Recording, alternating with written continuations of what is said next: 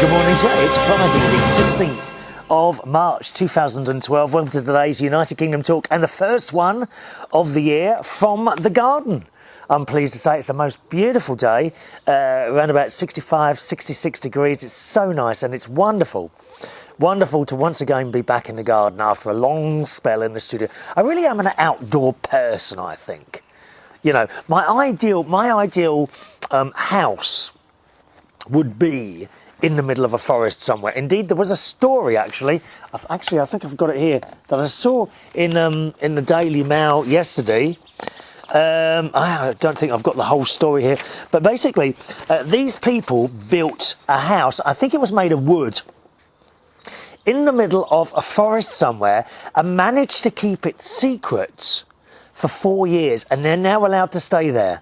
How wonderful is it? I might try it myself. You know, find a forest somewhere. That's my idea of heaven, that really. A little house in the forest. In the morning you'd hear all the things singing and animal noises and what have you. I think it would be just wonderful to live in the middle of the forest, don't you? What's your ideal place to live? Where would it be? By the seaside? Eh? Maybe your ideal place would be a block of flats.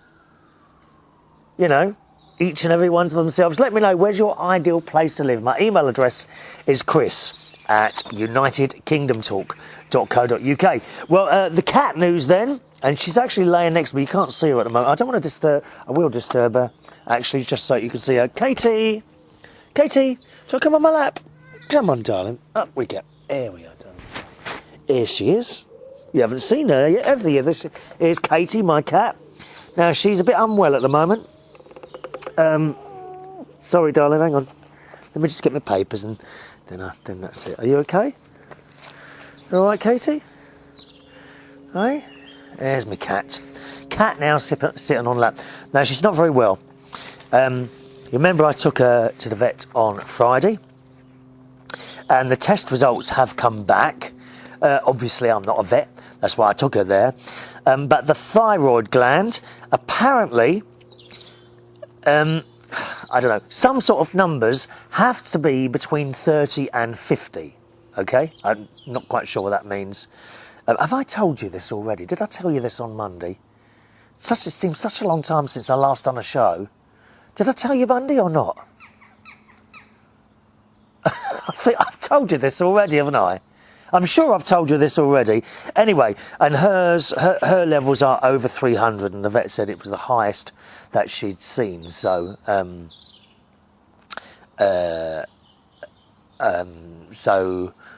so that needs to be treated.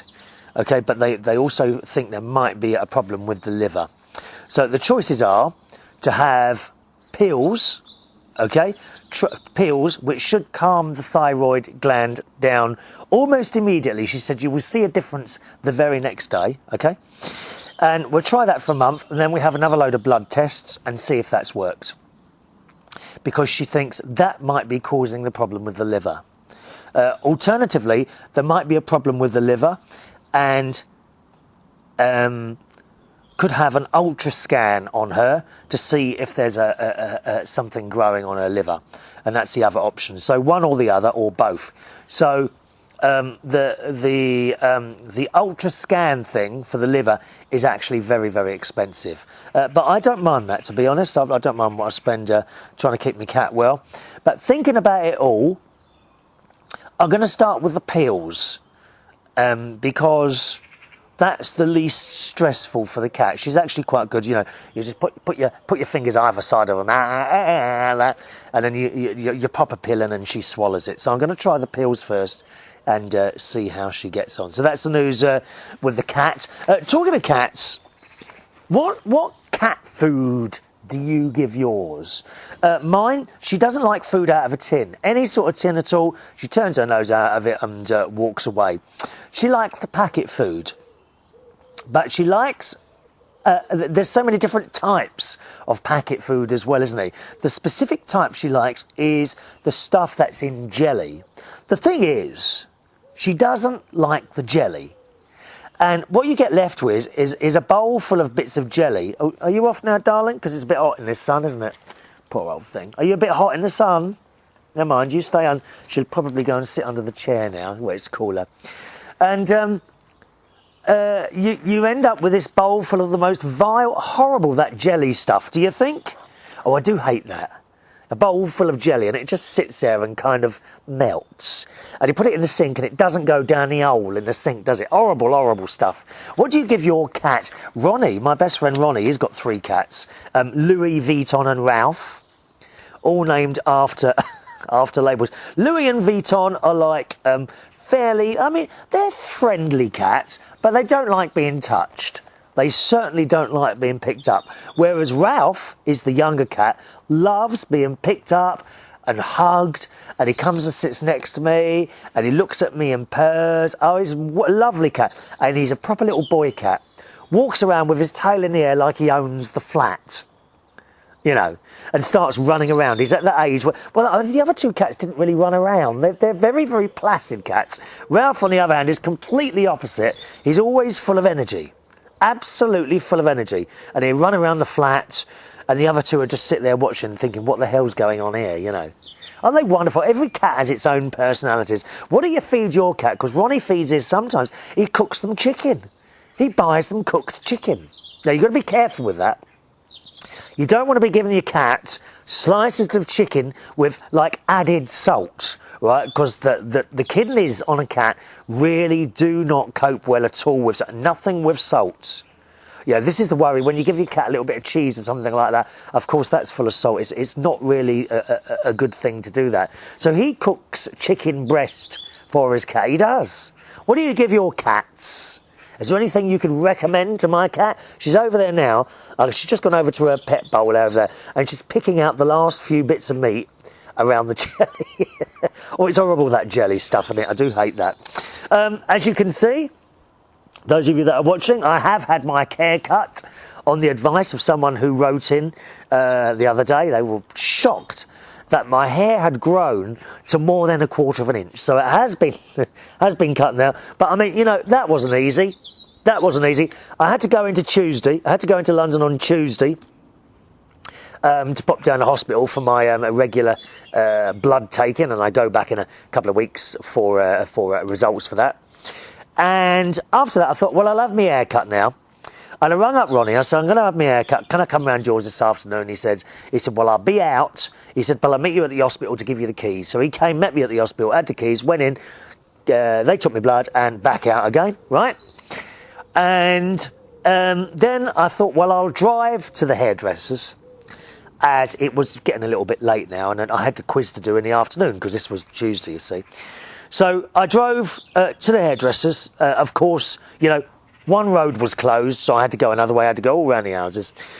And eventually I found my usual park. Now, I don't usually take the car, right? Because what happens, when I go and get my hair cut, I drive to Ronnie's, and then he takes me in his car and then sits outside and kindly waits for me. I mean, I'm very privileged. You know, I feel like one of those stars. The only thing is, he doesn't get out the car and open the door for me, which I find quite disappointing, you know. I mean, if you're going to drive around a huge star like myself, you should at least be holding that door open, I think. Don't you? Anyway, so this time I was driving, and I've parked in this place, and I've gone to the usual place where I put the coins in for the parking ticket, and it's all changed. You can't put coins in anymore. You have to pay by phone. Right? So, first of all, there's this text thing. Text, I can't remember what it was, text something like park to, and then there's this like 5-digit number. So I did that, and back came a text saying, this will start your registration process. And I thought, oh God, what do you mean register? I'm going to be here now for half an hour, typing names, addresses and all that. And I thought, well, what a load of old rubbish, you know. So I stopped that straight away, and then I found a phone number to ring. I thought, well, I'll ring the number, I'll be able to talk to someone then. Oh, not on your Nelly, dear. Back came an automated voice. If this is your first time, we will now start the registration process. And I thought, oh God, I can't be bothered with all this. I really couldn't be bothered. So once again, I hit the hang up button, and I got back in my car, and I thought, well, I'll drive around. There's bound to be somewhere where there's a couple of parking meters where you can put coins into a meter. Because the other thing with this, it worries me that you do this texting or give your registration number and all that business, and it worries me you've got no proof that you've done that. You don't have a physical piece of paper in your hand that says you've paid £3 or whatever it is. It's actually, believe it or not, it's actually 40 pence for 6 minutes, yeah? 40 pence for 6 minutes parking now in this area. I'm talking sort of just outside central London, near the money area, EC1, Whitecross Street. When you put money in a meter, you either get a little white ticket out and it says how much you paid and what time you paid it and how long you paid for, right? Or you put it in a... did I start that? You put it in a meter, and the meter then shows you how long you have. You know, when numbers start counting down. So there's your proof. You can see it all there. But with a phone thing, or a text thing, you've got no... I suppose with a text thing, I don't know how it works. Do you get a text back saying that's paid? But what about the phone thing? You don't have anything physical there, do you? So who's to say? Someone says, oh, you didn't pay. Oh, yes, I did. I paid by phone. Well, we've got no record of that, so you can't have done. Do you see what I mean? You've got no argument there. That's why I like a physical piece of paper. It's like when I go to Australia. It worries the life out of me because certainly, I don't know if it's the same for everywhere, but certainly from the UK, you get an electronic visa, right? So when you get to Australia, at the other end, the idea is you put your passport in the thing and it reads this electronic visa, whatever it is, and then you go through. But what if it didn't work? You have no physical piece of paper to say that, yes, you do have a visa and you can come in. You've got nothing there. So if it says you haven't got a visa, yet you did pay for it, I mean, it must happen, mustn't it? I'll tell you where it did happen. I got into Australia, OK, but when I went to Norfolk Island, which is kind of... it's kind of part of Australia, but it's not, if you see what I mean. When I went to Norfolk Island and I said that, oh, you haven't got a visa? I said, well, yes, I have. It's an electronic one. OK, well, we'll have to go and check that. So they went off and they came back and it was about 15 minutes. I don't know what they do. They obviously ring someone up and saying, have you got... I said, well, I must have. You know, I got into the country, you know, which they kind of accepted that, but then they had to go through the whole rigmarole of going to someone's computer and tapping someone and talking to someone on the phone. Yeah, that's OK, sir, which, you know, I don't mind that. You know, I don't mind being at airports and being pulled across and searched. You know, it doesn't bother me. I think it's a very necessary thing, to be honest, in this day and age. But you see what I mean? You have no physical piece of paper proving that you've done this, do you? And I do find that a worry. Anyway, so I drove around a bit more and I couldn't find a meter which would take money. It was all paid by phone. So in the end, I went round the houses and went back to my mate's house. You know, which is the same really, because I love that hairdresser. It's such a good job in there. You know, cut, wet towel, hot towel, you know, massage. You get massage and everything in there, all for a tenner. And they have lost business. They lost my business because I couldn't be bothered to wait and piss arse about with phones and paying by phone and all that. I couldn't be bothered with it. Couldn't be asked to do that. So they lost business. So I've had my hair cut down a local hairdresser yesterday. I mean, he did the job, yeah. I mean, he got the clippers out and clipped the hair, but it was only in there 10 minutes. Usually, any other place, they take about 25 minutes, and it's just perfect. Little Turkish hairdressers on Whitecross Street in EC1. I highly, highly recommend that. As long as you don't... What are you doing, Katie? She's going in a bag of earth behind me now. What are you looking for? There's nothing in there for you, darling. You coming up here again, or what? Come on then, girl. Here she comes. Here she comes. Katie. Oh, change your mind? You coming up? Anyway, as I was saying, you see, so that hairdresser has now lost my business through no fault of their own. Through the fault of those idiots who work for the council and think it would be better to do these. Everyone wants this, you know, it'd be better to do this. And it's just wrong, isn't it? It's just wrong. Anyway, that's the hairdresser news. Excellent programme I'm watching at the moment.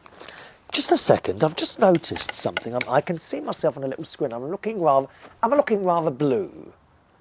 I think. Can I just? I'm looking rather blue on the thing. I think what I've done, and I can't change it now. If I'm looking blue, please do not adjust your sets or your computers. I've got the wrong setting on the camera. It's the setting I've used is for the studio, which is like tungsten lights, and now we're outside, so I might be looking a little bit blue today. Okay, sorry about that. Yes, excellent programme I'm watching at the moment on the telly. It's on Monday nights on BBC One here in the UK, called The Tube. And it's all about how the tube line works, you know, how they repair the tracks and do this, the customer services. But I will say the people on the platforms are clearly overacting for the TV cameras. They are being extremely nice to passengers. Oh, it's and it's cringeworthy. It really is.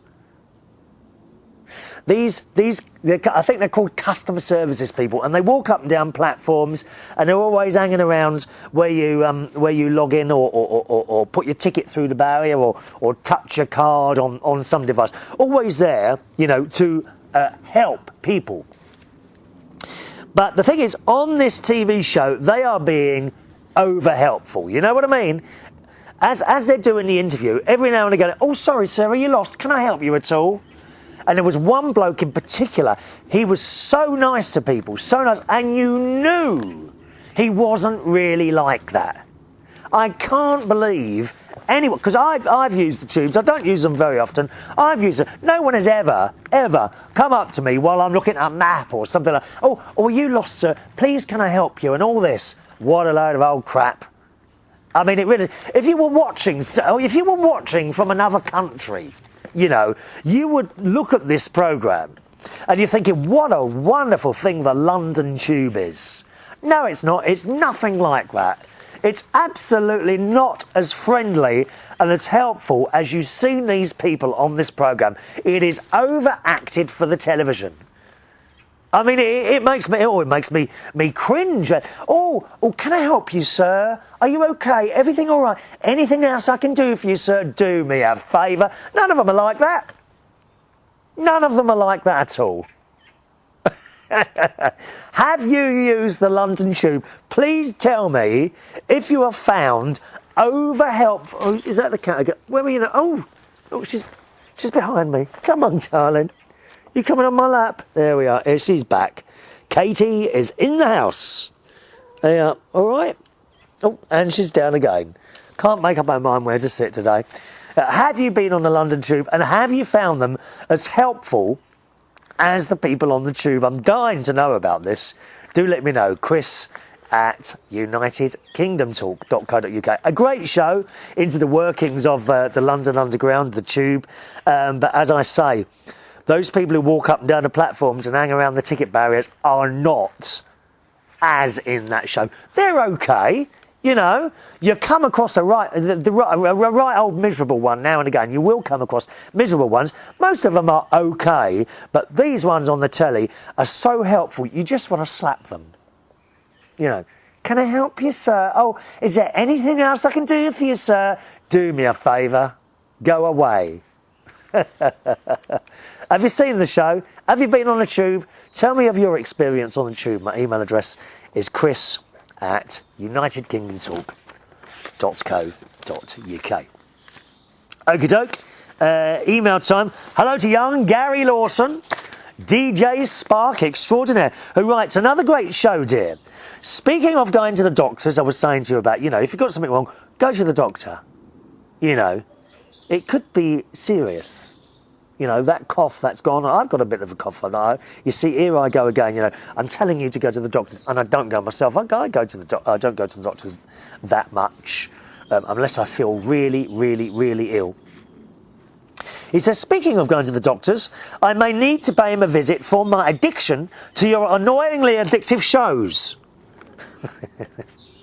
Perhaps one day your shows Even's as annoying as my Mrs. Doubtfire impression on Graham Norton.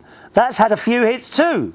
Oh, and he's sent a little link to that. Now I can't. You see, with some of the YouTube videos, I am able, Gary, to get YouTube videos down from the line and insert them into my own show. But that will be a BBC programme, so that's covered on the copyright, so I won't be able to show that one. But yes, his Mrs. Doubtfire impression on Graham Norton. I did say that. By the way, boys and girls, before you think Gary is a huge celebrity, he was in the audience. I just want to point, he wasn't like sitting there being interviewed like Madonna or somewhere else. He was actually sitting in the audience, all right?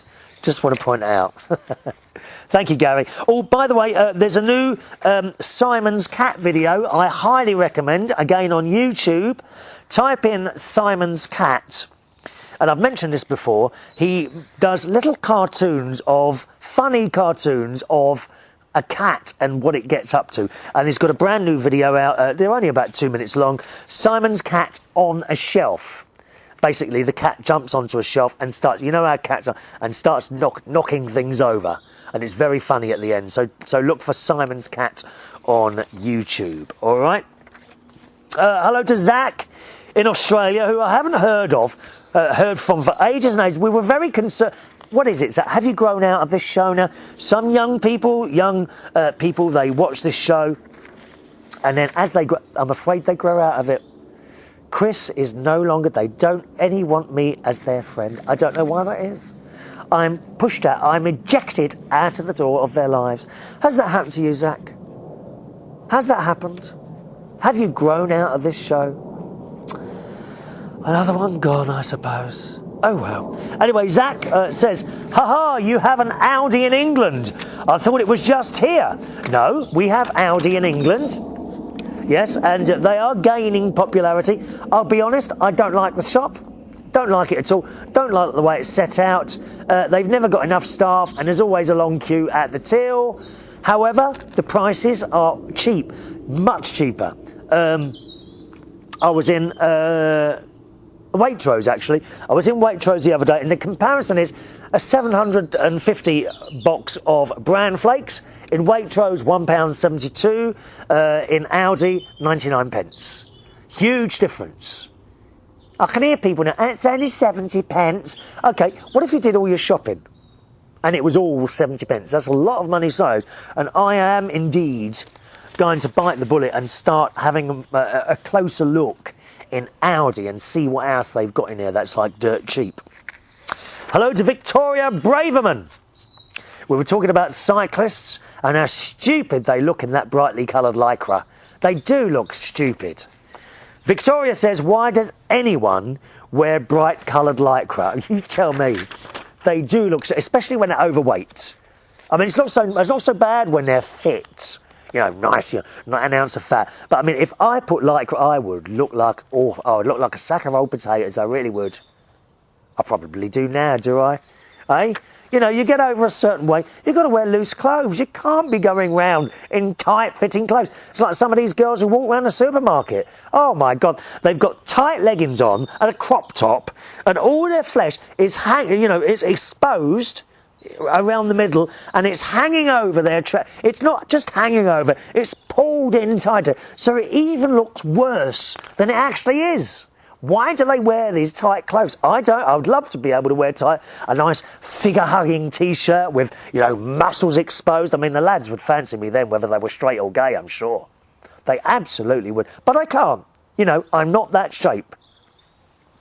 Alan, hello, Alan Robinson says, I hate anyone who cycles with lycra on. They look so stupid, like men from Mars, with their streamlined helmets and sun goggles, just because they aren't glasses, and the women look just as bad. Good subject, Chris. Please stop wearing lycra, boys and girls. Hello to American Cutie Pie. We were talking about, shall we say, children's stories on news, anything that's to do with children, whether they're hurt in an accident or abused sexually or otherwise, anything like that, it really upsets me. And we did the subject on last week's show of that little boy who was tortured and ended up being drowned in a bath by two people who were supposed to be looking after him. American Cutie Pie writes, maybe it's really just our perception there is more harm to children now, as in respect now as in comparison to in the past.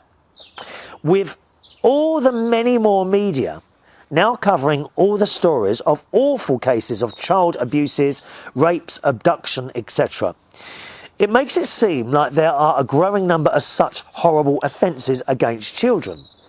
The scary truth is, there were probably just as many awful predators in the 1970s as there are now. They were just better able to keep from being caught and exposed in mass media, like they are today. So that's interesting there. You know, certainly in the 70s, I can't recall. Of course, I was... cats come... Do you want to come up here now? Why are you meowing, darling? Why are you meowing? Certainly in the 70s, of course, I was a child, so I didn't really read the news so much then. But I don't remember any stories of children being hurt or anything like that, and yet now they seem to be coming up every week. You know, you hear another story, some sort of abuse, whether it be, you know, someone being touched or hit or killed, something like that. We hear one every week, or more than one every week, don't we? Almost daily. Yet I don't remember these stories in the 70s. Were they covered up, I wonder? Were they perhaps considered too shocking at that time? I don't know. Don't know. Thank you, American Cutie Pie. Hello to Craig Adams, who writes, hello there, Chris. Craig Adams here. He writes an occasional email. Craig writes sort of once every couple of months and starts talking about Daleks, which I'm sure he will do in this one. Hope you're keeping well. Our start to the new year hasn't gone too well. My granddad Horace, who was in a local care home for 4 years, sadly passed away on the 31st of January this year. Sorry.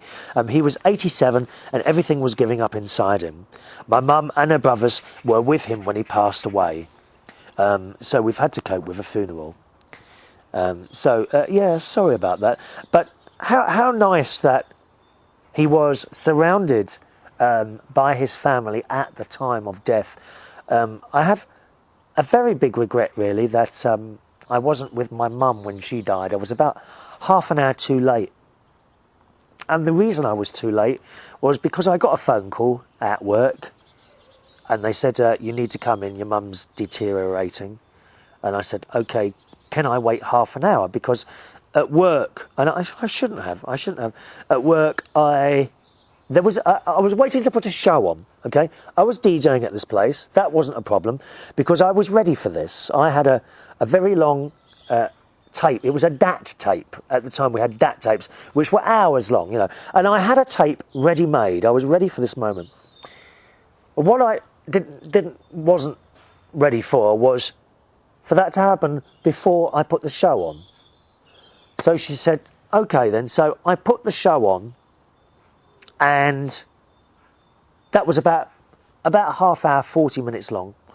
And as soon as the show was finished, I lobbed in the tape and off I went to the hospital. And that half hour made all the difference between me not making it to the hospital. And I regret that, really big time. So it's nice, really, that your granddad's family were with him, Craig.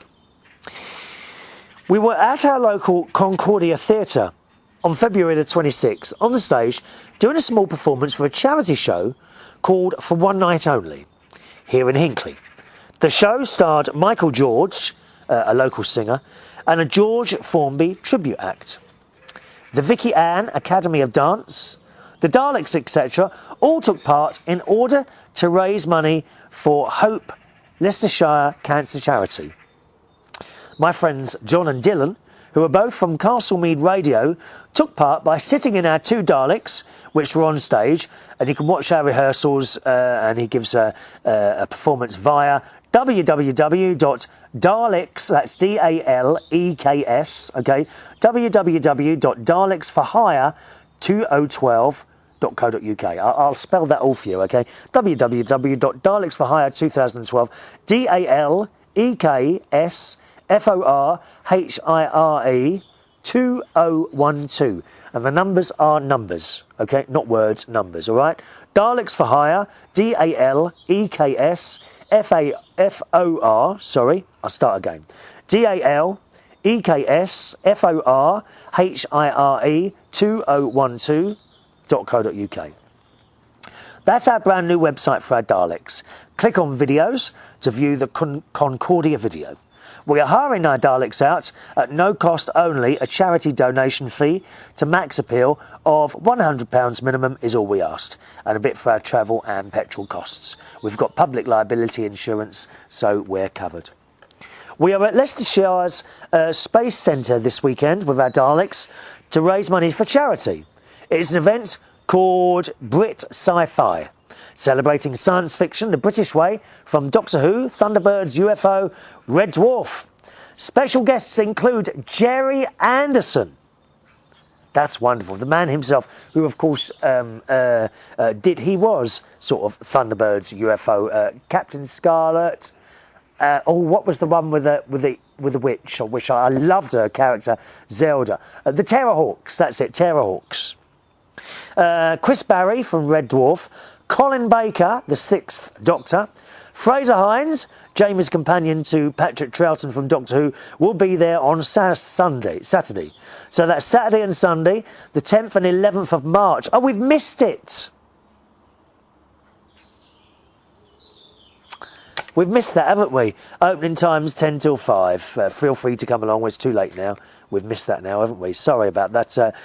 Thank you very much, Craig. Craig, if you're going to announce something, you need to send it in 2 weeks in advance, okay? Because I'll tell you why. Sometimes we're up on the emails.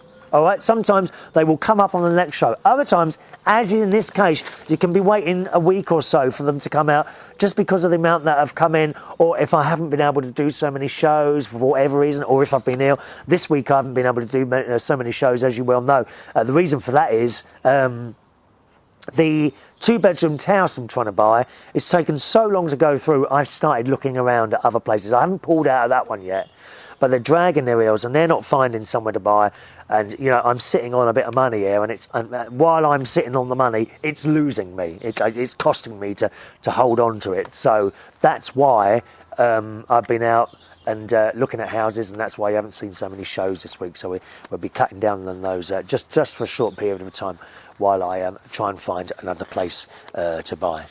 Anyway, that's it from the show today. I've got some emails here waiting from young James. We've done that one. Peter Martin, Ian, Joy, and a few more emails in there as well. They will be coming up on the next few shows. Thanks very much for watching and listening. My email address is chris@unitedkingdomtalk.co.uk. I see the shades come over now. The sun has disappeared from the garden. Never mind, we had it nice today, didn't we? I'll see you on the next show. Thanks for watching and listening. Bye-bye.